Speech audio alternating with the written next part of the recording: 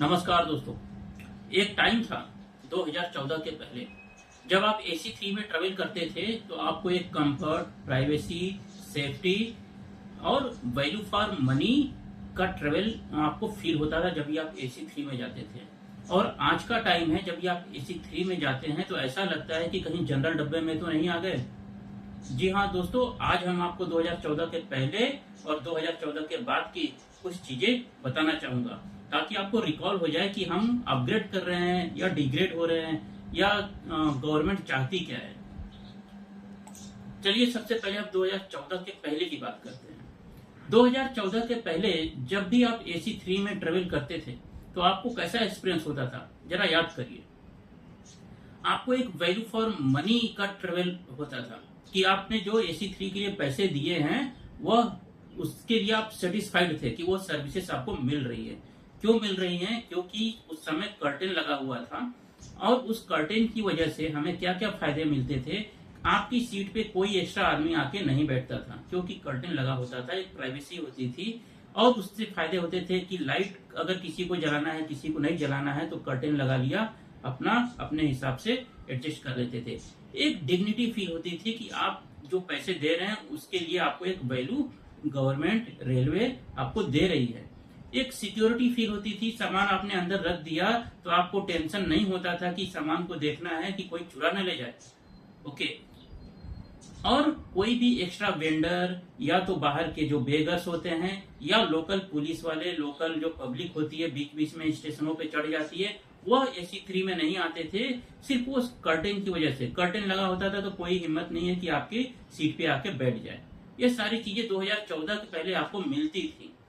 लेकिन 2014 के पहले एक चीज और भी थी कि आप ट्रेवल कर रहे हैं तो आप 100% कॉन्फिडेंट के साथ में फ्रीली सिक्योर होके करते थे। आप अपनी फैमिली को भी अकेले भेज देते थे क्योंकि आपको लगता था कि एसी 3 में एक्स्ट्रा लोग नहीं जाते, फालतू लोग नहीं जाते, सेफ्टी भी है, सिक्योर भी है, प्राइवेसी भी है। यह थी 2014 के पहले की बात। अब 2014 के बाद में क्या होता है? सिर्फ वो कर्टेन को हटा दिया गया सिक्योरिटी के और सेफ्टी के नाम पे कि वो आग उग लग कभी भी किसी केस में हुआ होगा तो आपको अगर सेफ्टी और सिक्योरिटी देखना है तो एसी 2 से भी हटा दो, 1 से भी हटा दो, हर जगह हटा दो, सिर्फ एसी 3 से ही क्यों हटाया? और हटा दिया तो फिर आपको कुछ कॉस्ट पे भी कम करना चाहिए क्योंकि अब हमें वो एसी 3 की जो है कि कन्वीनियंस जो मिलती थी, सर्विसेज मिलती थी, प्राइवेसी मिलती थी, सिक्योरिटी मिलती थी, आज नहीं मिल रही है। आज एसी 3 के डब्बे में आपको कोई भी वेंडर घुस के डिस्टर्ब करता है, सामान बेचने वाले आते रहते हैं, बेगर्स भी आ जाते हैं, फोटो देख लीजिएगा, बेगर्स भी आकर के आपको डिस्टर्ब करते हैं। और वेटिंग लिस्ट वाले भी आते हैं जो कि आपको 3 लोगों की सीट दी गई है बैठने के लिए, उस पर 5-5 बैठते हुए हैं, वह जनरल कंपार्टमेंट जैसा बना दिया है। टीटी आता है, कुछ बोलता नहीं है, शायद उसको लगता है कुछ मिल जाता रहेगा, या फिर गवर्नमेंट ने ये अलाउ रखा है कि वेटिंग लिस्ट भी आओ और इसमें नीचे सो जाओ।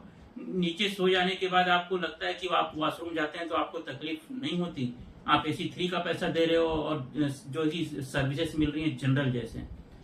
तो ये हाल है 2014 के बाद में, जो रेलवे ने कर्टेन हटा दिया और सबकी जो है कि सिक्योरिटी अभी कुछ नहीं है। अभी अपने को बैग का ध्यान रखना पड़ता है, लॉक लगा के रखना पड़ता है, कहीं गायब ना हो जाए। क्यों? क्योंकि उसमें दुनिया भर के वेंडर्स, भिखमंगे, सफाई करने के नाम पे जो लोग आते हैं पैसे मांगने, वो